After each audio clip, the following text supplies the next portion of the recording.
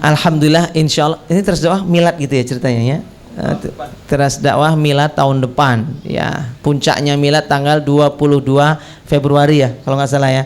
Nah, kalau di tempat saya Rumah Ta'aruf Taman Surga itu miladnya 11 Januari ya, pas kelahirannya Siti Nurhaliza. Nah kalau kita cari tanggal 22 ini tanggal kelahiran siapa ini? Nah TD insya Allah mau milad nih ya, dan insya Allah nanti akan bakal ada acara-acara seru yang insya Allah melibatkan banyak dana di situ juga, banyak kegiatan, banyak aktivitas ya, dan teman-teman sangat-sangat diminta supportnya untuk penyelenggaraan acara milad teras dakwah ya. Insya Allah acara ini bermanfaat untuk dakwah kita tuh. Kalau nggak bisa ceramah ya minimal harta kita maju lah. Kalau nggak bisa cuap-cuap, nggak bisa nulis, nggak bisa apa gitu, harta kita yang maju, maka kita selamat. Tapi ini sudah nggak ngomong, nggak bisa nulis, nggak bisa apa, nggak bisa, harta juga nggak dikeluarin. Wah ini bahaya, sudah banyak tawaran nggak keluar juga. Ini bengal namanya ya. Kalau kata Ustadz siapa itu, As'ad itu ya, beleng-beleng namanya. Ini beleng-beleng namanya ya beko.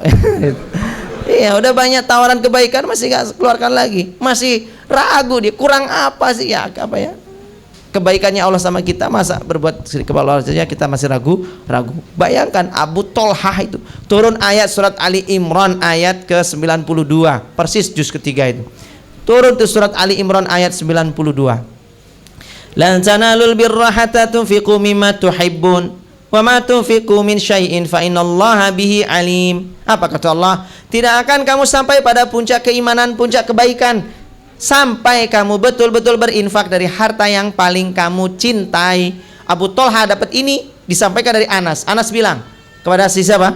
Kepada suaminya. Ke suaminya. Anas bilang sama si siapa? Abu Tolha. Ya Abu Tolha, barusan turun ayat. Apa itu? Surah Ali Imran 92. Begini bunyinya. Maka kata Abu Tolha, betul?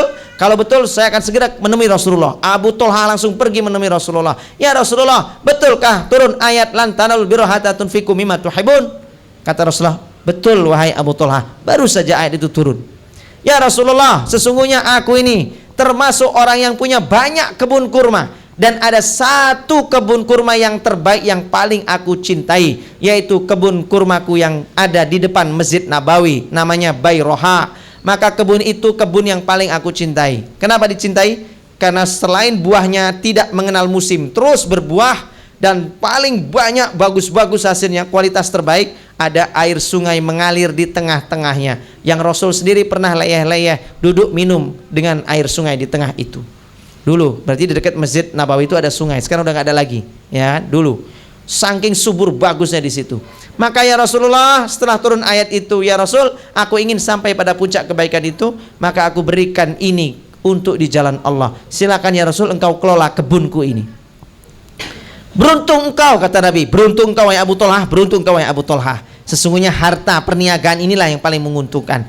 Tetapi Abu Tolhah, tak usah kau berikan kepadaku, karena keluargamu masih ada yang susah-susah. Maka kembalilah kepada keluargamu, bagi-bagikan saja harta tadi apa, kebunnya tadi, silakan kau bagi-bagi untuk keponakan-keponakanmu, keluarga-keluargamu yang miskin-miskin.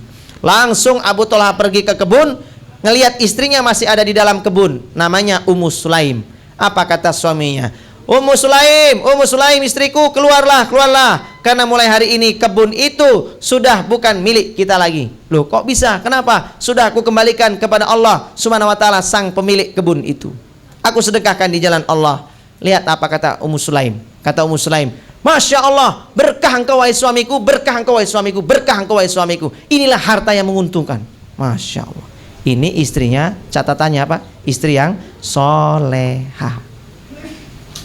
Istrinya nggak solehah, kira-kira jawabnya ke piye? Mulanang petok kan gitu. Mulanang petok. Kita beleng-beleng kan gitu. Kita ini punya kebun banyak mas, kenapa nggak yang lain? Kok sedekahkan yang ini? Itulah kalau istri beleng-beleng begitu. Tapi karena dia solehah, beruntung kau suamiku, beruntung kau suamiku. Maka mana teman-teman yang menginfak pasukan sorban kalau mau beredar silakan beredar, bersedekah dari harta yang terbaik yang kita punya. Malam hari ini kita latihan sedekah dari harta yang terbaik. Nanti akan terasa tuh Kenapa? Pulang-pulang tuh kayak dipenuhi tuh iman tuh, penuh. Ya Allah, alhamdulillah ya Allah, sampai kos-kosan merasa bahagia banget. Betul. Iman tuh makin mantap. Besok nggak bisa makan gara-gara uang tadi udah kita sedekahkan. Tapi kelaparannya itu membuat kita itu menangis. Nangis kenapa? Bukan karena kelaparan sakit perut, tapi apa? Nangis. Ya Allah, inilah yang bisa aku korbankan untuk agamamu ya Allah. Selama ini aku belum pernah berkorban apa-apa, sampai sakitnya kelaparan. Hari ini aku merasakan kelaparan untuk di jalanmu ya Allah. Wah, iman makin manis itu, yakin tuh. Luar biasa itu. Kalau sudah kayak gitu, rezeki itu wah, gampang nanti datangnya, insya Allah.